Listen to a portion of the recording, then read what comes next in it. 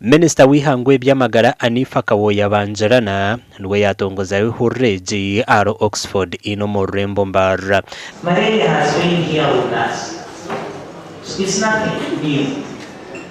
And the government of Uganda and also the Ministry of Health globally has been commended for its fight against the pandemics.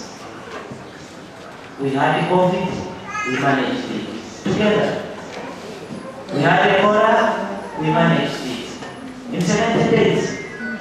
Now here we are with malaria, which my grandmother had been trying to manage. Minister Kawoya nagira ngo bucweka nshanjo harigana bw'abarwira baryo mu ihanga bino mushija gw'ensiri kandi government twirene bagabira obutimba bitungwa binji tubarukufayo kuboraramo. Because we are all aware that malaria nationwide contributes about 70% of our patients in the hospitals.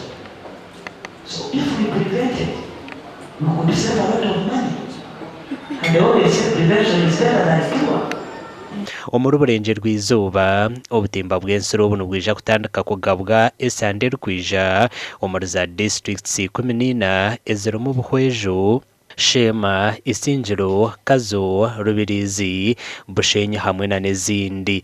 This way distribution you are being told us, I told my son 10 give over 4.6 million nets will be distributed, covering 2,116,76 households plus, and this will in turn protect over 8 million people.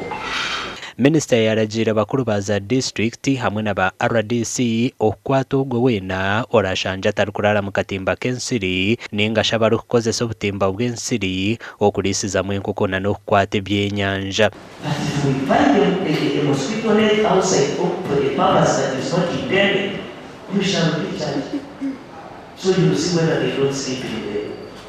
District ya Buhwejo nangwa obutimba twabutungire atoburi ahamerika stegerize ushomesa abashaho bitu babone Okugaba.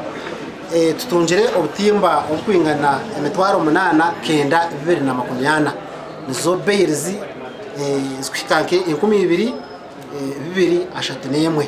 So nuko butumbo twatungire mu district kandi uturije kugabira abantu. Ehurreji eri ahansi y'omutwe oguru kugira ngo buryo mwarara hansi y'akatimba k'ensiri kandi obutimba miliyoni ziri kurenga omuri 8 nibwo burikwija kugabirwa abantu miliyoni 8 omuri Burengyerwa-izooba. Aha bwa TV West ndi Elias Gusa.